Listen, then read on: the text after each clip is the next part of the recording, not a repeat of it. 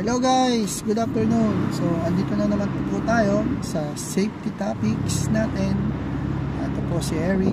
So gusto ko pong discuss with you is yung related sa storage of oxyacetylene bottles.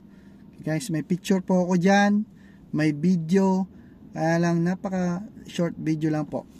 So, ano po ang dapat natin gawin pag meron po tayong oxyacetylene bottles?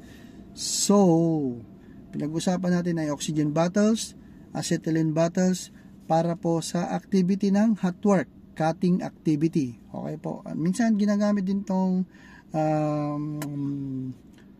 oxyacetylene welding. Meron yata silang ginagamit na rod. Okay, I'm not particular on that one. Ang gusto ko lang po ay controls. So, kung makikita nyo dito sa taas ng video ko or sa video na pinapresent ko ngayon, ito po yung storage area namin. So, ang nakikita ko pong observation dito, alam ko makikita nyo rin, is the oxygen or the acetylene bottle has no falling protection. Okay, hindi po full body harness yun, ha? Falling protection by means of kahit ano po. It's either mag-weld kayo ng partition para hindi po siya tumumba, okay? Or you just buy a chain, hook it up on both side, and so that it will not tip over or collapse or fall o matumba. Okay, guys? So ano pa? Kailangan yung ilagay yung signboard, no? It should be separate from different type of gas cylinders. Standard. Ano ang standard distance ng oxygen at acetylene? Di 6 meters? Tama po ba? 6 meters or 20 feet. Tama guys? So, kailangan natin yon. Okay? Para, alam nyo na, in case na may leak, di ba guys? In case na may leak, iwas sabog. Okay guys? Signboard, no smoking. Okay, prevention yan. No smoking, no naked flame, no hot work near 15 meters away from the storage facility. Okay guys? Ano pa? Guys, meron tayong bulb cap.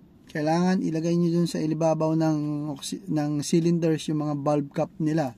Bakit po? Kasi minsan, pag nagkakamali tayo, may kumukuha ng oxygen or ng cylinders, stick tayo sa cylinders para hindi masyado marami yung title. Cylinders, okay, minsan tumutumba. Kasi nga, yung chain tinanggal, kukuha, tutumba. Okay, unfortunately, tatama sa ground yung bulb. Parang rocket po yan. Ganun po. Okay guys, so make sure na laging mayroong cap yan. Pag wala, kausapin ng purchasing department. Okay, sabihin sa supplier ng oxyacetylene na always pag magde-deliver sila, lagyan ng cap. Cap should be provided or available. Guys, hindi trabaho ng safety officer yon na bakit walang cap. Okay? Pag walang cap, ang cylinder sa site, remove. Correct, safety officers? Hindi nyo trabaho na sabihan yung supplier ng company nyo na lagyan ng cap. Trabaho ng purchasing team yan. Diyan tayo huwag tayo maging multitask. Okay, mag-stick tayo kung ano yung roles and responsibility natin. We are here to guide them, to give them the information regarding compliance to legal requirements or others, local yan or international or best practices. Why? Para maiwasan ng aksidente at safe yung ating area. Okay guys? Pangalawa, marami na akong nasabi. Isa pang prevention is yung type of, kailangan sa cage or sa storage area, may type of cylinders doon. Either oxygen siya, acetylene, nitrogen, or whatsoever. Bakit? Para malaman natin yung compatibility nila. Okay guys? So, in terms of compatibility, actually, ang oxygen at acetylene hindi talaga siya compatible, kaya nga sila nagkakaroon ng fire. yun yung reaction ng dalawa pag with control of this oxyacetylene torch. Yan po yung reactivity ng dalawang element na yan.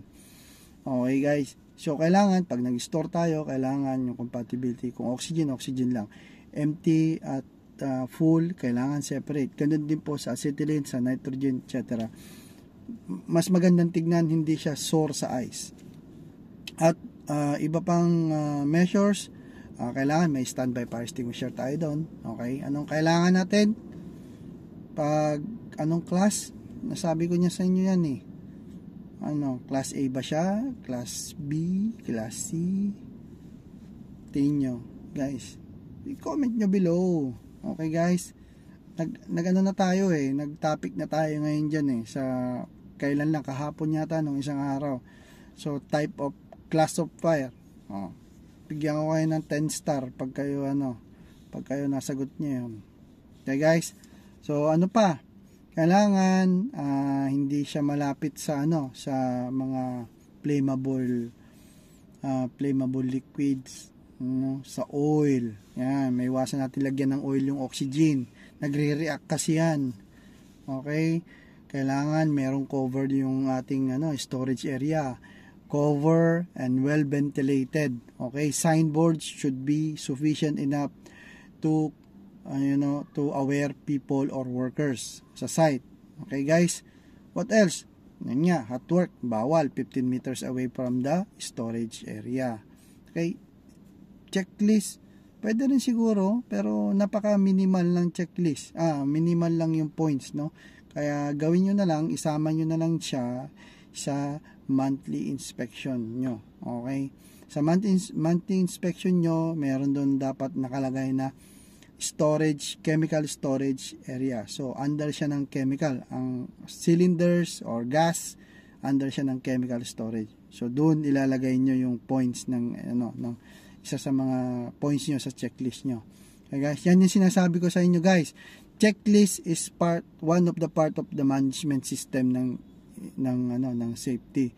Hindi nag-derive ka ng checklist. Saan ka kumuha ng reference?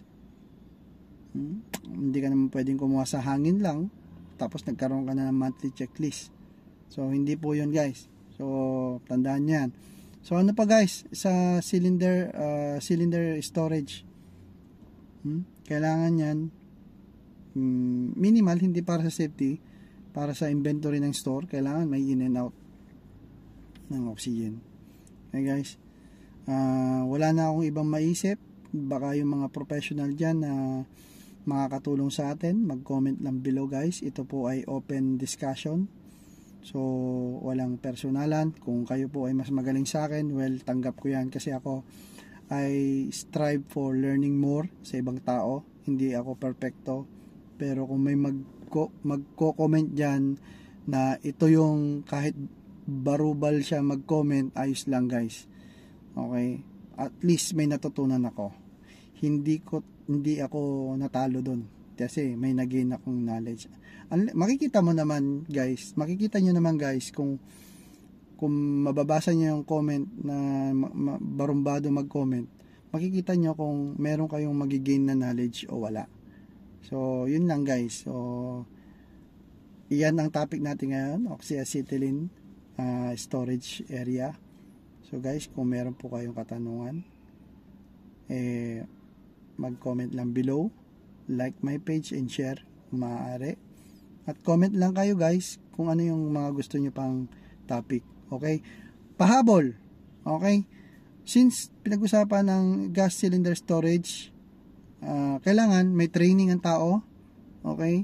Alam nyo yung emergency response procedure nyo. Kahit storage yan, kailangan meron kayong fire risk assessment. You should have fire risk assessment especially. Okay, what else? You have a checklist or you have an inspection checklist to check whether your storage are adequate enough control for your kind of chemical. Okay guys, signboards, huwag nyo kakalimutan yan. Wrap up lang to. Fire extinguishers. Okay. hindi nyo kailangan ng fire blanket kasi pag nasunog yan, baka matakot kayo kung gaano siya magliyab. Okay guys, so proper training is very important to handle and store a oxygen or any kind of compressed gas cylinders, flammable compressed gas cylinders. Okay guys, thank you very much and have a safe day.